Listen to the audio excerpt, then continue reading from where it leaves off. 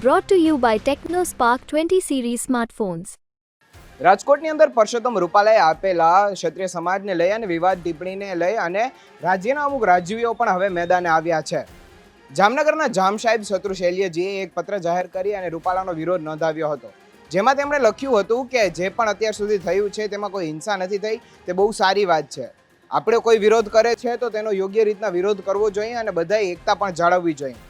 જે બહેનોએ જોહાર કરવાની હિંમત કરી છે તેને લઈને તેમણે ધન્યવાદ પણ કહ્યું છે, પરંતુ એવું પણ મેં લખ્યું છે કે આવા જે બનાવ એટલો બધો મોટો નથી બન્યો કે જેમાં જોહાર કરવા સુધીનો પ્રશ્ન આવીને ઊભો રહી જાય. ક્ષત્રિય સમાજને લઈ અને વધુ એવું પણ લખ્યું હતું કે અગાઉ પણ રાજા મહારાજાઓ અને ક્ષત્રિયો રાજ કરતા જ હતા, પરંતુ હવે એવો સમય આવી ગયો છે કે ન જેવી બાબતે પણ કોઈ પણ રાજપૂત કોઈનો પણ જીવ લેવા માટે તૈયાર થઈ જાય છે.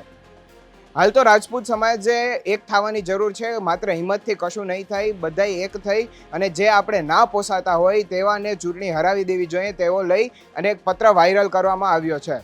આ પત્રને લઈ અને માત્ર હજી 20 જ કલાક થાય છે ત્યાં એક બીજો પત્ર જામ સાહેબજી દ્વારા જાહેર કરવામાં આવે છે, જ્યાં તેઓ પોતાના સૂર બદલી નાખ્યા હોય તેવું પણ લાગી રહ્યું છે.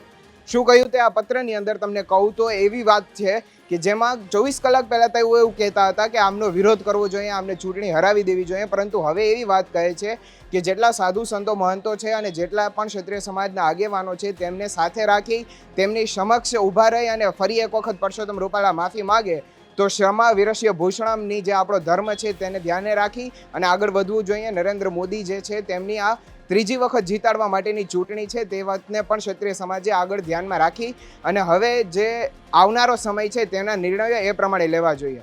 જો તમે ગુજરાત તકને હજી સુધી યુટ્યુબ પર સબસ્ક્રાઇબ નથી કર્યું તો કરી લેજો. ફેસબુક અને ઇન્સ્ટા પર પણ જો તમે અમને ફોલો નથી કર્યું તો કરી લેજો. ચૂંટણી લક્ષી સૌથી પહેલી અપડેટ તમારા સુધી પહોંચાડવા માટે ત્યાં સુધી મને આપશો રજા. નમસ્કાર.